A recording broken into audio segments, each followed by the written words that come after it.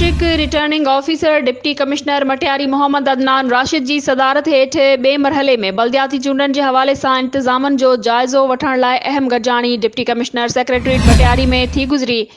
उन हवाले से वधिक तफ़सील ले रहो है न्यूज़ सैदाबाद में CN न्यूज़ जो रिपोर्टर सिकंदर समो। जी सिकंदर समो, छा तफ़सील आहिनि?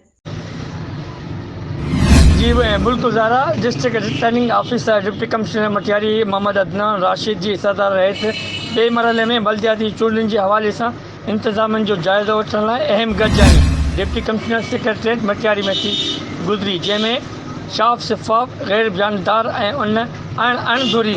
चूंडियूं करण लाइ सभिनी इदारनि के इलेक्शन कमीशन से भरपूर सहकार करण, हिसास पोलिंग स्टेशन ते पुलिस से गॾु रेंजर्स एहलकार मुक़ररु करण समेत समूरा इंतजाम जल्द का जल्द मुकम्मल करण जो फैसलो किया वियो। गॾिजाणी में district election commissioner Matiari Sikandar Ali Chanar, ADC 2 Asad Ali election education works Masood Khawaja, returning officer assistant commissioner Matiari Adeel Ahmed Hala, doctor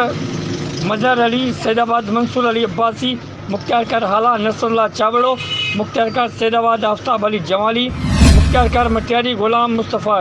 sir, town officer Matiari Syed Suhail Ahmed Shah, Mohammad Hussain Khalji, Naseem Memon, Khan Sahab Solangi, Syed Nadeem Shah, Qazi Shoaib Ahmad, Talat खासकली, Abdullah डहरी ऐं ॿियनि शिरकत कई। सिकंदर तफ़सीली ख़बर ॾियण लाइ जी मेहरबानी।